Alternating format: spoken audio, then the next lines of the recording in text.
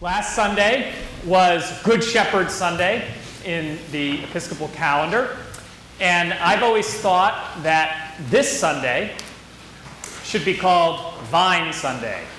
You can see I've got two vine plants on the altar. I brought another vine plant here. For those of you who can't quite see the altar, maybe you can see this one a little better.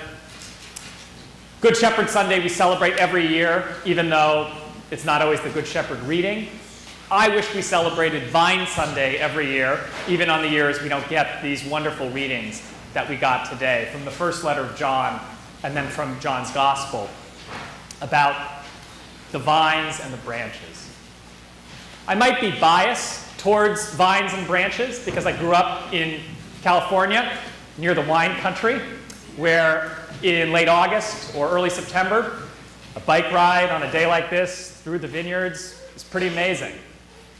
When you do that, and if you've done it, you know, you're often filled with this kind of incredible sense of abundance. You see the grapes fully grown on the vine, kind of bursting forth. You think you can taste the fruit. You just want to reach out and grab some. And in fact, the people who own the vineyards don't really care if you kind of peel off the bike path and just take some grapes off their vines. If you go a little early, though, they're not particularly sweet yet. They're still sour, though they look plump and ready to consume. But this image of abundance, of these grapes fully grown on the vine, just kind of waiting to be consumed, is one that I've really kept with me in the now like 17 years since I've lived in California. I think that one of the things as Christians that we're called to is to live lives of abundance. Lives of abundance are not the same as lives of accumulation. They sound the same, but they're different things. A life of accumulation is about collecting stuff, whether it's physical stuff or money or something else, collecting stuff and then holding on to it. A life of abundance is a life in which things flow into your life and things flow out of your life. These might be people, they might be experiences, they might be memories, or they might be more tangible things. But the point is that in a life of abundance, there's flow. A life of accumulation cuts off flow because things come in, but they don't go out.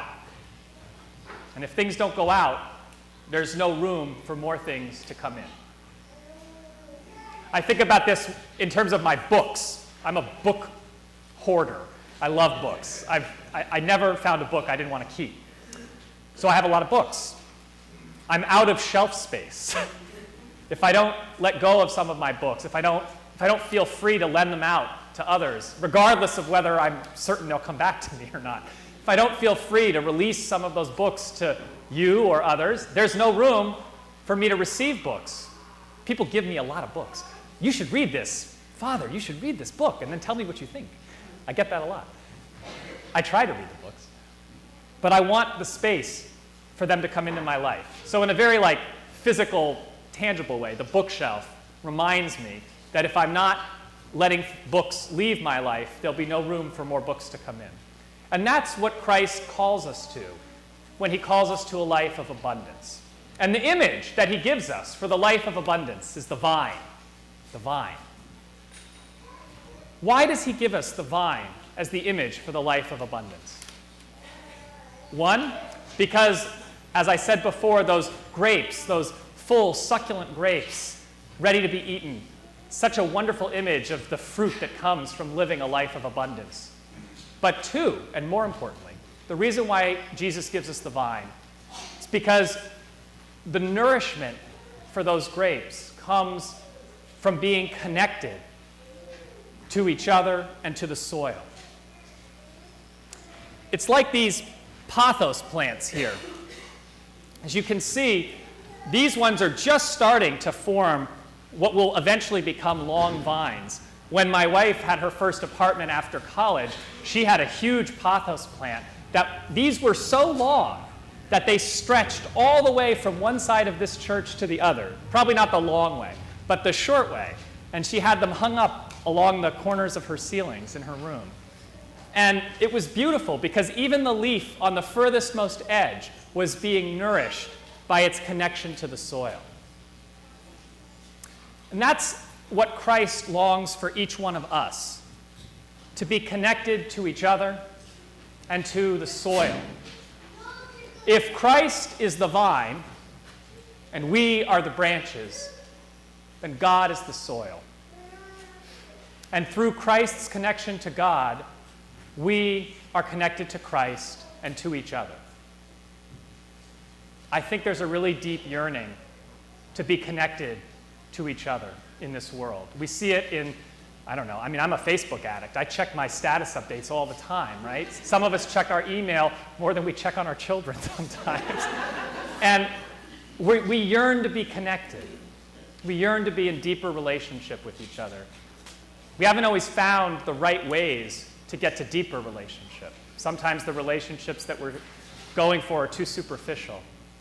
But we yearn for that deeper nourishment, that life of abundance that comes from being in relationship with others. I don't know about you, this week has been a particularly challenging one for me in terms of thinking about my own relationship with the community in Baltimore, where there's been a lot of unrest and a lot of feeling of anxiety and fear and pain over what happened with Freddie Gray and his death, now we know his murder. And the people who are not satisfied with feeling connected to the community that's going to respond to this.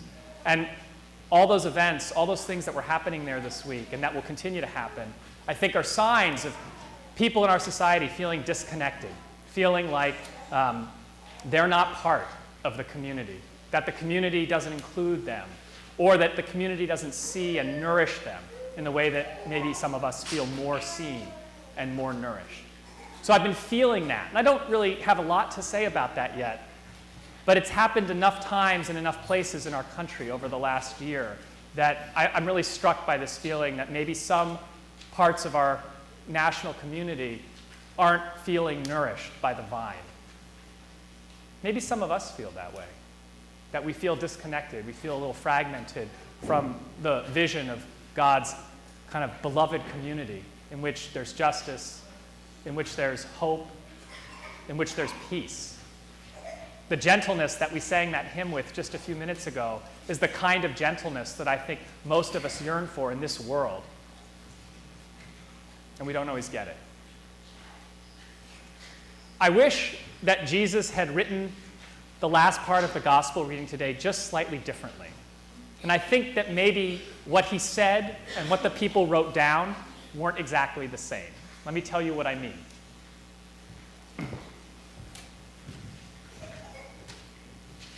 If you look at this one's not quite as healthy as that one, is it? You guys, kids, can you guys see this? There's kind of a dead leaf here. I think this one's done. This one's beyond hope. We'll put this into the unquenchable fire or something. But you see, and this one's yellow, and it's basically done too. But you know, there's a couple, this one on here is interesting to me. This one is starting to fade, but it hasn't faded yet. And I wonder if we nourished this soil a little better, if I was a little more diligent about watering this and fertilizing it, if that leaf couldn't be restored to wholeness. I want to say one other thing about the pothos plant too that I think will, I wish Jesus had had pothos plants, or whoever wrote this gospel had pothos plants, because one of the remarkable things about them is that if one of the branches falls off the vine and it's healthy enough, if you put this in soil, it will grow roots.